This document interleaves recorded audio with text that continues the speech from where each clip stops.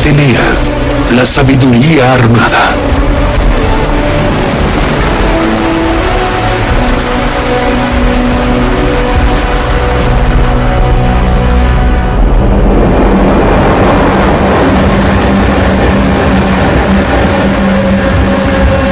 Los dioses son inmortales e invencibles. Unidos son capaces de derrotar a las deidades más malévolas.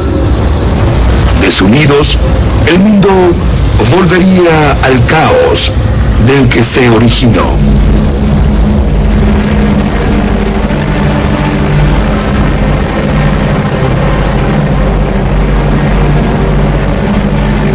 Estas divinidades son orgullosas, susceptibles, vanidosas. En ellas yace la astucia y la inteligencia. Y cuando explotan estas dos cualidades, lo más común es pelear, conjurar, traicionar.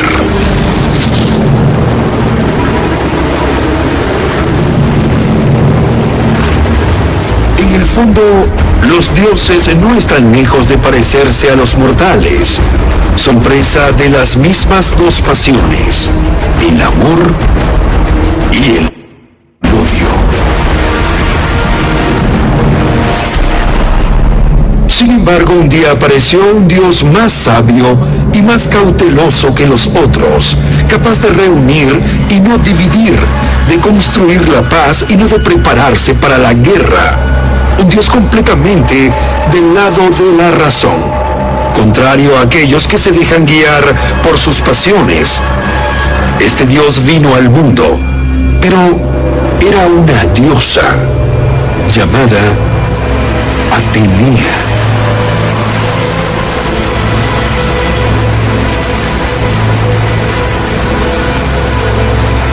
Para una divinidad excepcional, un nacimiento excepcional. Zeus se había casado en la primera boda con la ninfa Metis, cuyo nombre significa prudencia y astucia. A pesar de algunas disputas provocadas por las infidelidades del rey de los dioses, la pareja vivió felizmente.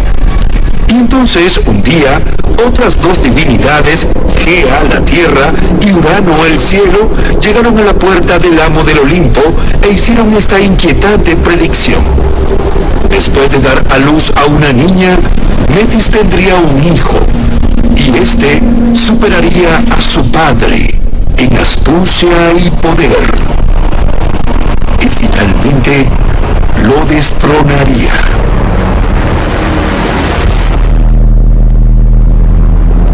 Zeus era un soberano sin rivales y tenía la intención de permanecer así. Había conquistado su trono por la fuerza y no tenía intención de compartirlo, y mucho menos de cederlo. Así, cuando Metis estaba a punto de dar a luz, Zeus, quien era muy hábil, le planteó un reto a su esposa.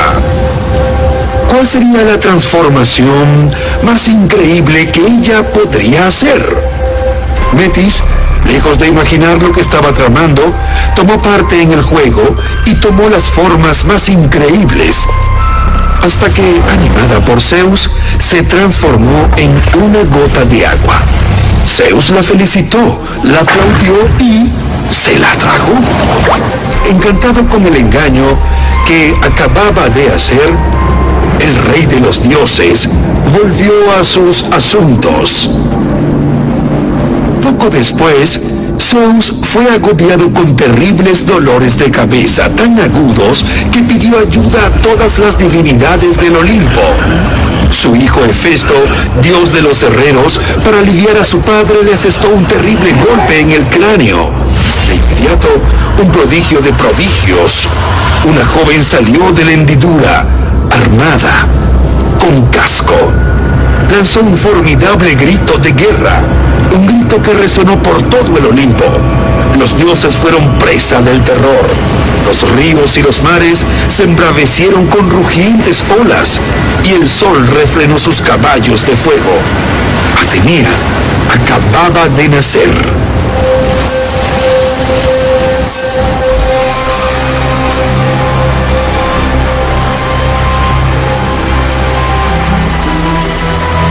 Atenea posee la prudencia y sabiduría de su madre, Metis, pero también la inteligencia de su padre, Zeus. Es doble. Es una mujer, pero dedicada al juego de la guerra, que en el caso de los griegos es una cuestión de hombres. Para Zeus, ella es y será siempre su hijo favorito, a quien le perdonará todo.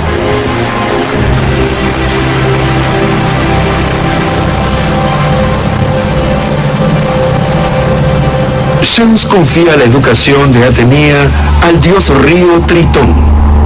Tritón ya tenía una hija, Palas. Muy pronto las dos jóvenes diosas se vuelven inseparables. Sin embargo, un día al entrenar en combate, mientras Palas se alistaba para atacar a Atenea, Zeus, temiendo por su hija, interviene. Sorprendida por la aparición del rey de los dioses, la desafortunada Palas baja su guardia y recibe un golpe terrible de Atenea. Un golpe involuntario, pero mortal.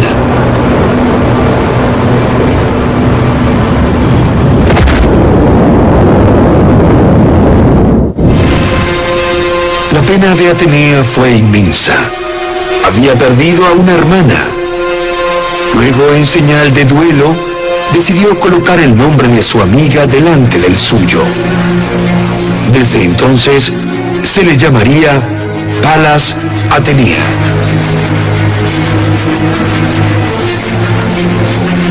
Atenea crece. Su belleza deslumbra a todos los que la conocen. Sin embargo, no muestra sus sentimientos. Rechazó toda insinuación. Era virgen y estaba decidida a permanecer así. Un dios, sin embargo, la persiguió incansablemente, Hefesto. Hefesto es el más feo, el más desgraciado de todos los dioses. Un guerrero cojo. Fue él quien, con un solo golpe de su mazo, había traído a Atenea al mundo. Pero su amor era aún mayor, porque acababa de ser abandonado por su esposa, Afrodita. Una mañana Atenea se apareció en la forja de Hefesto para encargarle que le fabricara unas armas. Hefesto se apresuró a decirle que no aceptaría pago alguno y que realizaría esta obra únicamente por su amor. Halagada, Atenea aceptó. Unos días más tarde, la diosa fue a buscar sus armas. Hefesto al principio le dio la bienvenida amablemente y de pronto, inflamado por el deseo, incapaz de controlarse, se precipitó sobre Atenea e intentó abusar de ella. En realidad, Hefesto, quien rara vez se comportaba de esa manera, había sido víctima de un engaño, cuyo autor no era nadie más que Poseidón, el hermano de Zeus. Poseidón y Atenea siempre habían tenido una rivalidad, y él usa a Hefesto para herir a la diosa. Unas horas antes, le había hecho creer que Atenea se dirigía a su forja y que anhelaba que Hefesto la cortejase ardientemente. Atenea lucha, empuja al herrero y pronto huye. A pesar de ser cojo, Hefesto logra alcanzarla e intenta tomarla de nuevo. Lo hace con tanta torpeza que arranca su túnica. El cuerpo desnudo de la diosa aparece entonces en todo su esplendor. Hefesto queda cautivado. Atenea se aprovecha de su confusión para librarse, pero cuando está a punto de escapar, un gran chorro de esperma llega a su pierna a la altura del muslo. Disgustada, Atenea toma un trozo de lana, se limpia y lo arroja al suelo. Pero la lana, ya en el suelo, fertiliza a Gea, la madre tierra. Gea ahora está embarazada gracias al deseo de Hefesto. Y algún tiempo después, Gea da a luz a un niño. Es una extraña criatura, mitad hombre, mitad serpiente. En rebelión, Gea se rehúsa a criar al niño. Pero no es de preocuparse. Atenea se encargó de ello. Lo adoptó.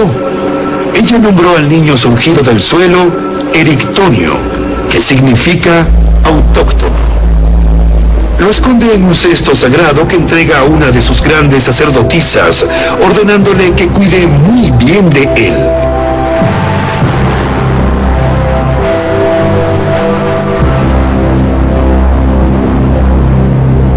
Pero un día, cuando regresaba de un banquete, llevando el cesto sagrado en el que el joven Erictonio dormía, sus dos hermanas, abrumadas por la curiosidad, levantaron la cubierta.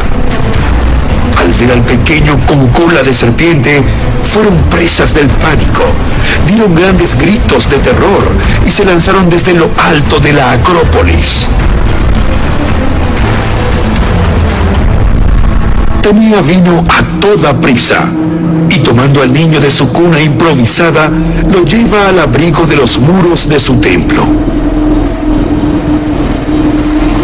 Día tras día lo criaba con tal amor que todos los que los veían se habrían convencido de que la diosa era su verdadera madre.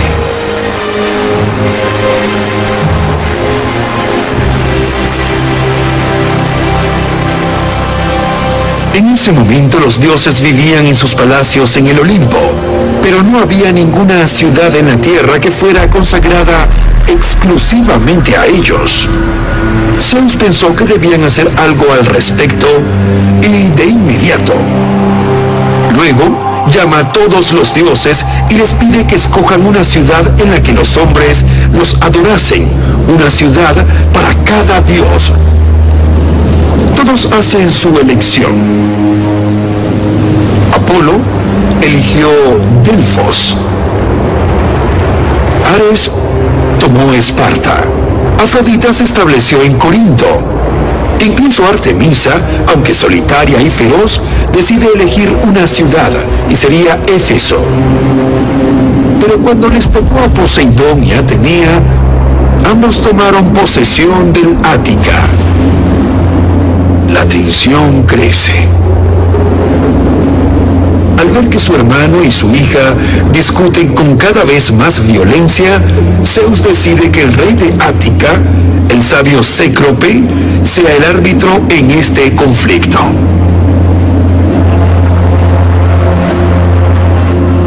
Cécrope era un buen rey. Prohibió los sacrificios humanos. Hizo de su región la más civilizada del mundo. Instauró la monogamia, el matrimonio, creó los primeros tribunales. Y algo inédito, concedió el derecho del voto a los hombres, pero también a las mujeres.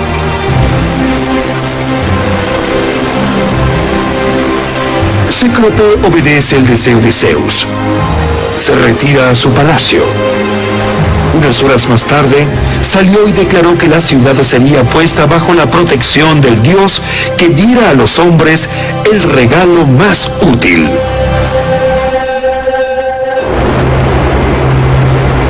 Poseidón está seguro de que será el vencedor. El dios de los océanos clava su tridente en el suelo y hace que brote un magnífico manantial, cuyos salobres aguas descienden sobre las áridas llanuras. Le ofrece a los habitantes del Ática un magnífico estanque, una especie de piscina gigante en la que los hombres pueden pasar ratos de ocio y entrenar en los deportes acuáticos que tanto les apasionan. Luego redobló su regalo y ofreció a Cécrope un espléndido semental negro, un caballo mágico surgido de la espuma y reputado invencible en la guerra. Atenea entonces reflexionó.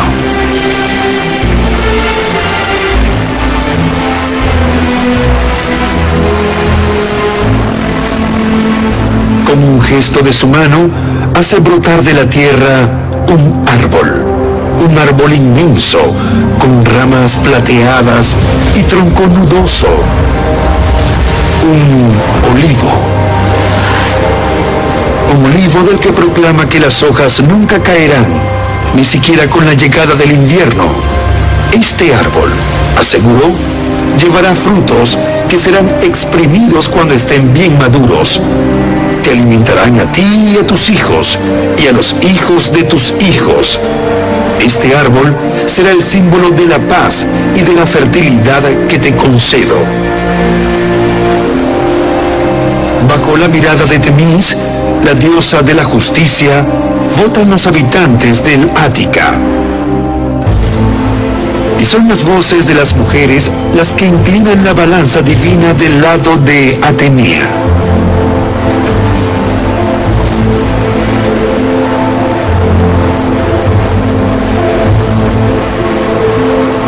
Poseidón entra en una ira incontrolable. En un acto de venganza por esta humillación, decide hundir el Ática bajo las aguas. Pero Zeus, quien había seguido el escrutinio con cautela, se lo prohíbe. Entonces el señor de los océanos abandona el Olimpo. Lleno de resentimiento y odio hacia la hija de Zeus, se sumergió en los abismos y regresó a su palacio, donde se encerró para planear una nueva venganza. El razonamiento de los habitantes del Ática era simple. Poseidón les proponía entretenimiento y guerra. Atenea les ofrecía paz y la agricultura. Y en homenaje a la diosa, se decidió que este lugar será llamado en adelante Atenas. Su propio hijo, Erictorio, sería uno de los primeros reyes en gobernar la ciudad. Atenea se dedicaría a la felicidad de los hombres. Naturalmente, se convierte en la protectora de los héroes. Juega un papel crucial en el éxito de sus hazañas. Sin su preciosa ayuda, Perseo nunca habría logrado vencer a la horrible Medusa, cuyo horrible rostro ahora adornaba el escudo de Atenea, el regalo del héroe Perseo a su protectora.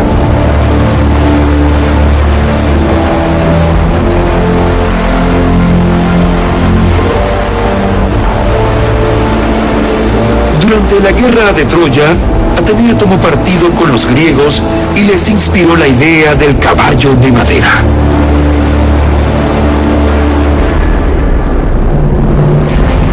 Más tarde, ayudó a Ulises a regresar a Ítaca.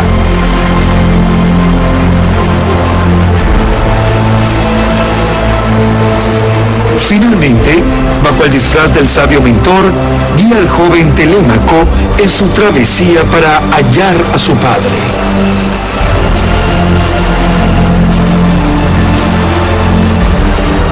Es ella quien también, una noche, le permite a Prometeo entrar en secreto al Olimpo para que robe el fuego que él traería de vuelta a la tierra para entregarlo a los mortales.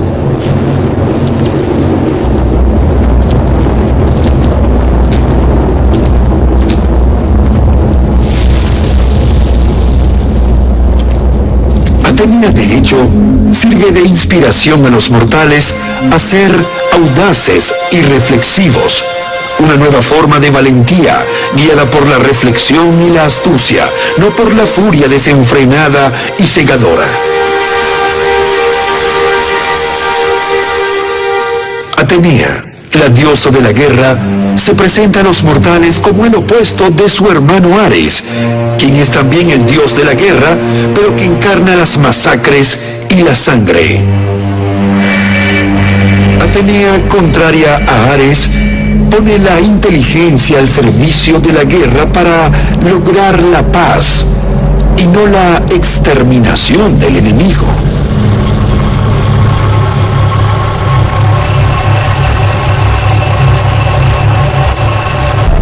Con el tiempo, Atenea también pasó a ser protectora del Estado, garante de la equidad de las leyes, de su justa aplicación. Pero rápidamente se dio cuenta de que sin prosperidad, las leyes por sí solas no eran suficientes. Entonces, para que los hombres prosperaran, les ofreció el arado y el yugo de los bueyes. También les enseñó los números. Transmite a las mujeres el arte de cocinar, el de tejer e hilar. También inspira la construcción de naves, la carpintería, el pulido de la madera, el montaje de las diferentes partes del armazón. Así es como supervisa la construcción del Argo, el navío más grande jamás construido hasta entonces, en el que Jasón y sus marineros recuperarían el famoso vellocino de oro.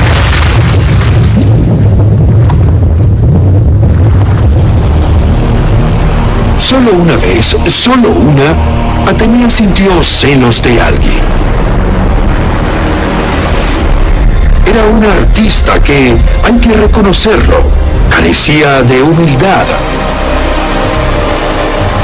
Su nombre era Aracne. Era la hija de un rico comerciante de telas. Aracne se había convertido en una verdadera experta en el refinado arte del tejido. Hizo magníficos bordados, imaginó diseños cada vez más bellos que los anteriores, fabricó velas y vestidos de un esplendor que se decía eran inigualables, a tal punto de que su fama llegó a los oídos de Atenea, quien un buen día decidió ver por sí misma los talentos de esta joven prodigio. Atenea tomó la apariencia de una anciana de cabello gris y se presentó ante la joven. Para su sorpresa, descubrió una figura altiva, jactanciosa, quien afirmaba que nadie en el mundo sabía hilar tan bien como ella, y quien agregó, para su descuido, que nadie, ni siquiera la diosa Atenea. Atenea al principio tomó esta actitud como el alardeo de un adolescente.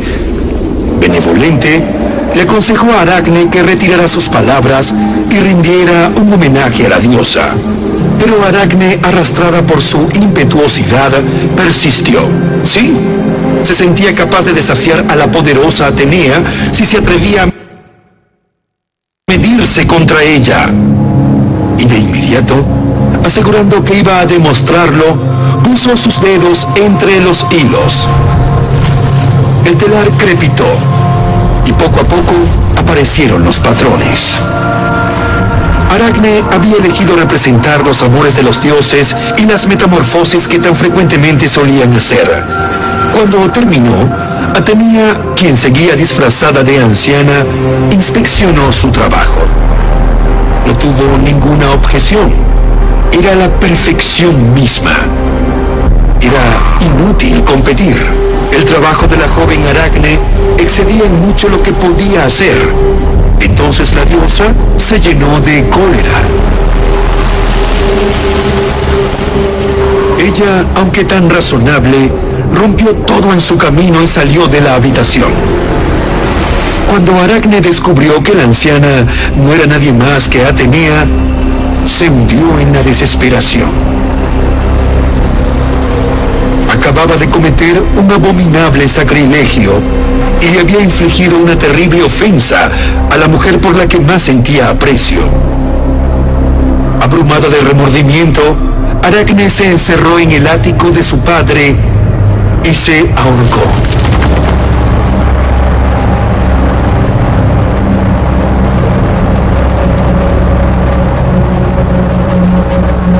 Cuando Atenea escuchó la noticia, inmediatamente se arrepintió de haberse dejado llevar.